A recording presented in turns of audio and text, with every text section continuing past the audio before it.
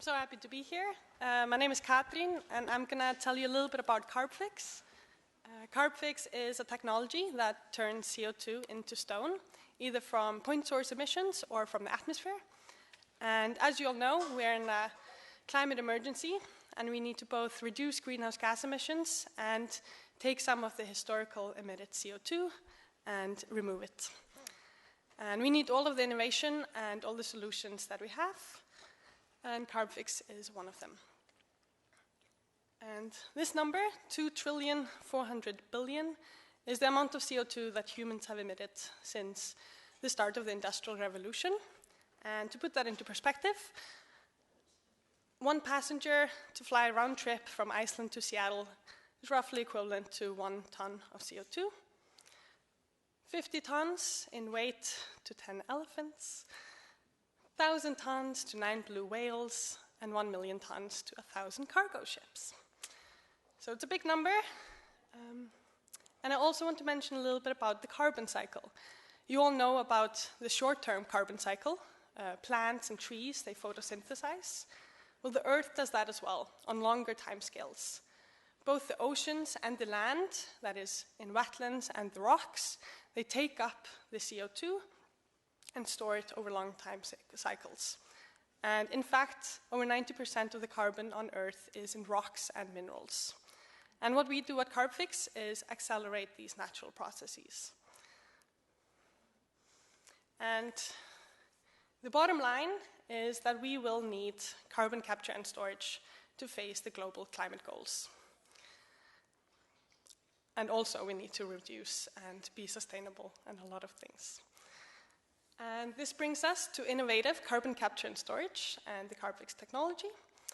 And what we do is take the CO2 and inject it underground where it is permanently stored over geological timescales. And we do this in a safe way that is cost effective. And this is done mostly in basaltic rocks, basalt, which you can see on the picture over there. It's this gray rock.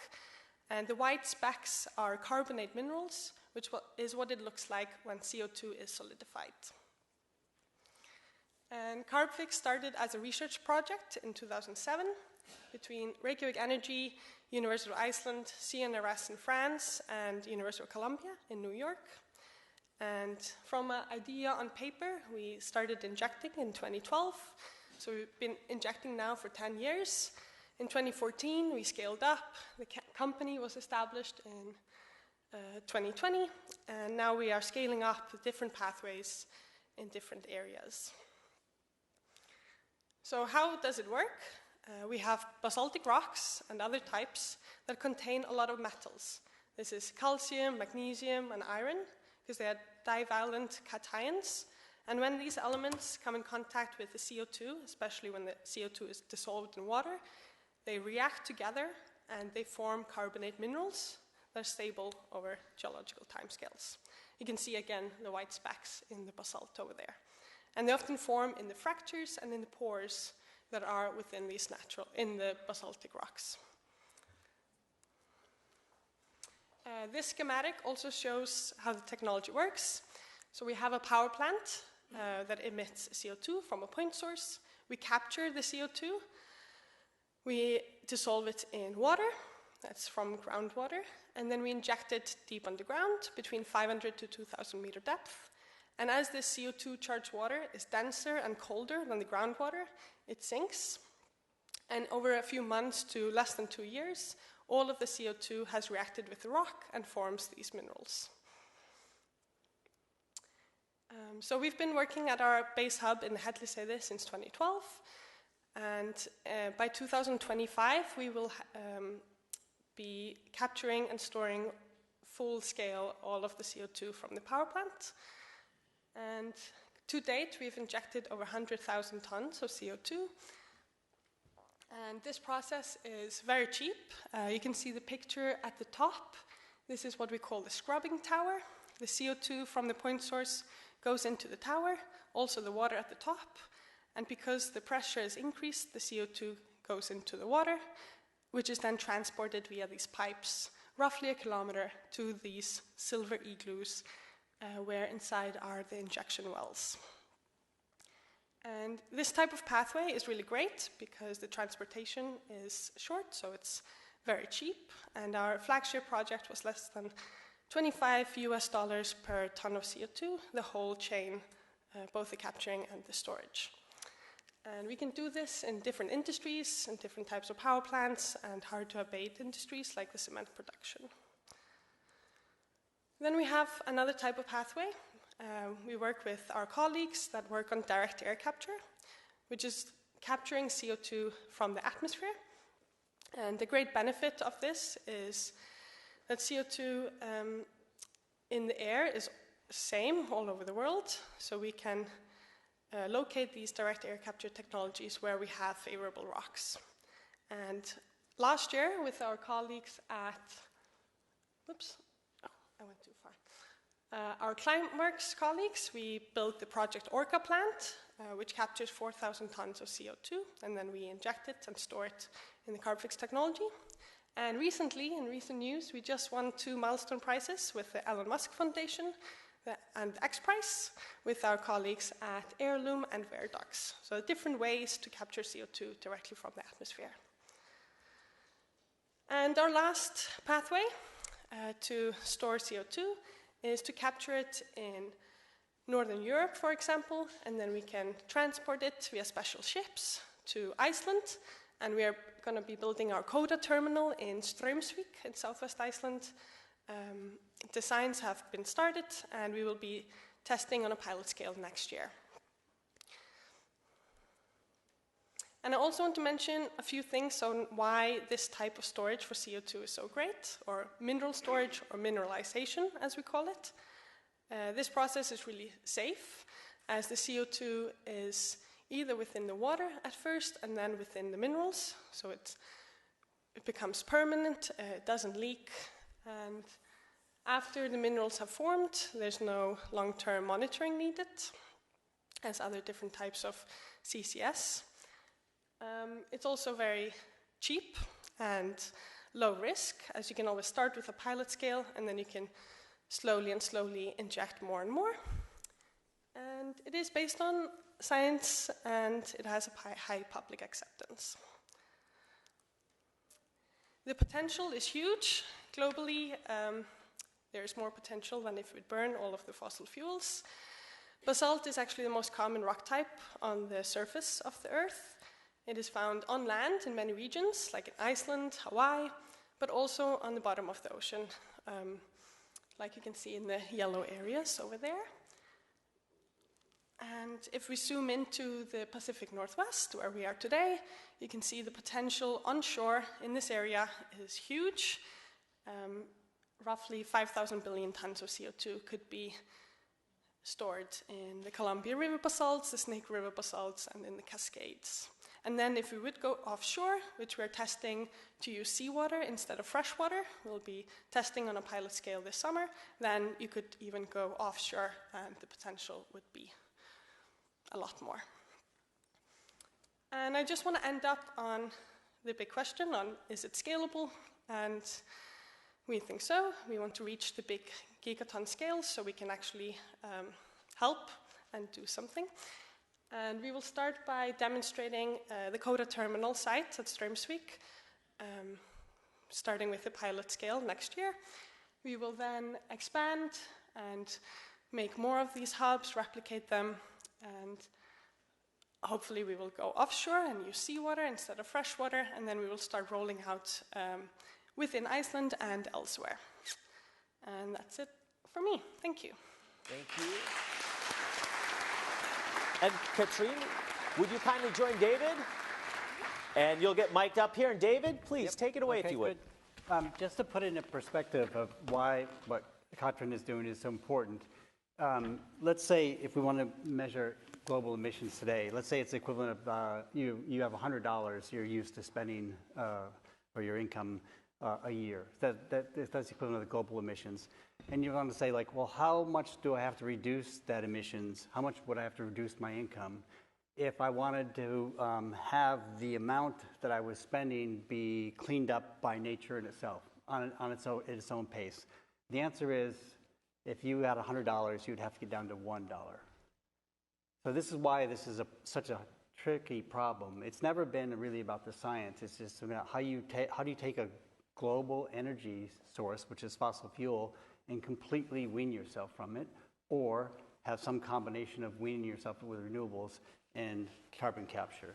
So it's a really fundamental part of the solution, and you're not going to solve it without it, but you're not going to solve it just with it either, which is another issue. So one of the questions I first asked was like, how much could of the global emissions, given those sites that you showed in the technology that we know today, how much, and maybe with that $25 a ton cost, which is pretty inexpensive in the scheme of things, how much of the global emissions could you deal with in a year when you scale this up, and how long would it take to scale it up? That's a good question. I don't have any numbers exactly, but I think it's a lot that we could do. It's just a question of how fast can we expand. If we look at just the Carbfix technology, we are kind of limited in that we need to be where these favorable rocks are, which aren't everywhere, even though they are in really many places in the world. But you could always use direct air capture or these point sources, and you could capture the CO2 and then either transport it short distances, or you could just capture it where you have these favorable rocks. But a good chunk, I don't know the numbers, but a the big chunk. 5,000 in the Pacific Northwest. Exactly. If you work that out, if we could get all the CO2 and put it in, that's enough storage for 150 years of total global emissions. So that's a big number. It's just the issue of at $25 a ton, does that include the cost of, like the ship that you showed, you're going to liquefy it and move it over. Does that include that, or is that just the $25 a ton for Iceland, where it's right there, it's a point source, and just immediately put it into the ground? Yes. Okay. But we did do the estimates for the CO₂ terminal. So if we would go from Northern Europe, so from either Ireland, England, Netherlands, it's roughly to $40 to $60 per ton. Okay. Which is similar to what the carbon tax in the EU is. So it would still, that's including everything, the capturing, the transportation, and the storage. No, that's a good number. $25 a ton works out to be 1% of world GDP, if that's to put it into perspective. Not terribly expensive, but it's a big number. It's $1 trillion a year.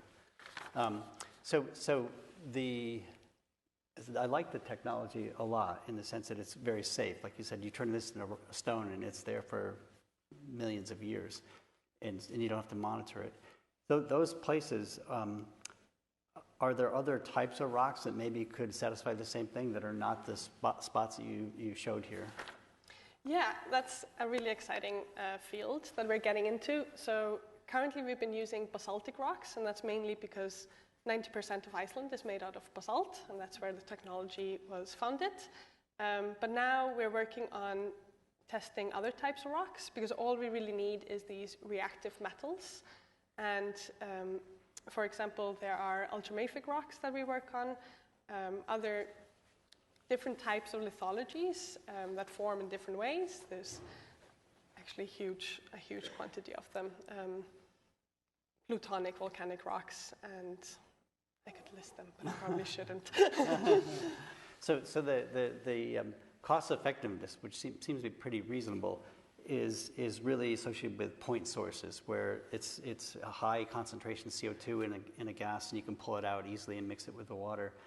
That's about 50% of the emissions in the world today are about point sources, and the other 50% are not point sources that are harder to control. And I guess that's another issue. So it's, I guess, a role for more renewables, because the air capture is so expensive. I mean, it's extremely expensive. It's on the order of 30 times that more. Yeah, that expensive. So it's really 3 minutes. So it's probably not attainable in the short term, but the solid stuff, the point source, is definitely attainable. Who pays for this at the end of the day? How do you pay for it? Yeah, so currently in the carbon market, it's mostly by private companies who have been kind of incentivizing. There are companies like Microsoft and Shopify and Stripe that have been helping out this industry, because they know that it's more expensive now, and then as the technology evolves, it will probably get cheaper, like other renewable energies.